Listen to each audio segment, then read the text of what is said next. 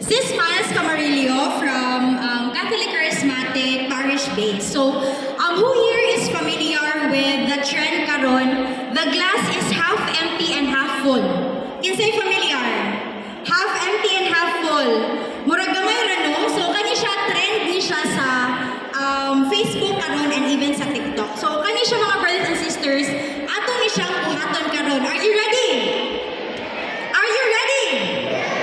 Okay, so buhatan to siya gamay nga twist, no? Kaya di man siya nato siya fully mabuhat. So, karon brothers and sisters, naatay glass dere. So, since wala matay glass tagsa-tagsa, ang each ninyo, namatay materials nga kailangan. Ang kailangan na to is paper. Next slide, please. Paper, pen, and phone. Naaro ba na? Naaro ba?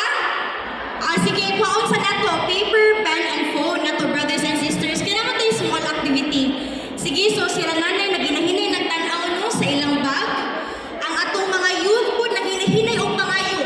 Kaya murag walay na lang ballpen. Sige no, paper, pen, and phone. Naano ba? Sige, 10 seconds. Sige, let's give time for others nga nangita pa.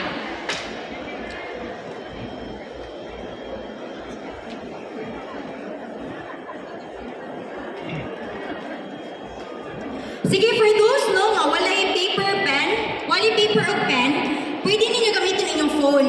Mag-write down lang ta dito, pero di sa dato tanawon sa ang notification, no? Kay napumunta diri karon. So let's focus on what we have in our topic for today.